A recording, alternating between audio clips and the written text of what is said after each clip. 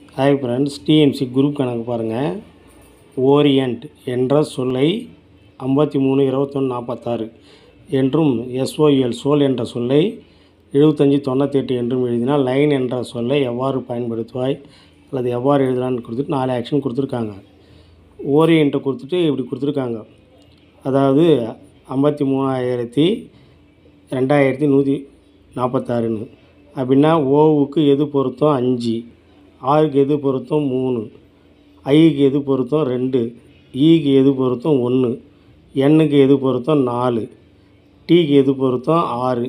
சோலுக்கு பாருங்கள் 7598, எஸ்ஸுக்கு 7னும், ஓவுக்கு 5னும், யூவுக்கு என்ன கொடுத்துருக்காங்க 9னும், எல்லுக்கு என்ன கொடுத்துருக்காங்க 8ன்னு கொடுத்துட்டு நம்ம கேட்டது என்னது லயன் LINE என்ற சொல்லை அப்படின்னு பார்த்தா எல்லுக்கு பதில் என்ன போடலாம் பாருங்கள், நல்லா பாருங்கள்.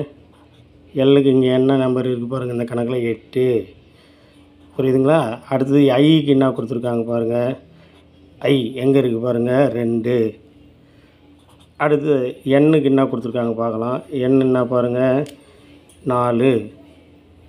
அதுக்கப்புறம் பாருங்கள் எண்ணுக்கு அப்புறம் கொடுத்துருக்காங்க இல்லையா, லைன் தானே கேட்டாங்க, அதனால் ஈக்கு பார்க்கலாம் இருங்க. ஈக்கு நேராக என்ன இருக்குது பாருங்கள் 1.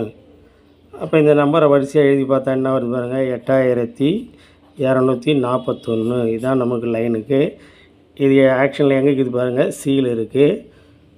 இதை டிக் பண்ணுங்கள். இதுதான் நமக்கு தேவையான ஆன்சர். பிடித்திருந்தால் சப்ஸ்கிரைப் பண்ணுங்கள், லைக் பண்ணுங்கள். தேங்க்யூ ஃபார் வாட்சிங்.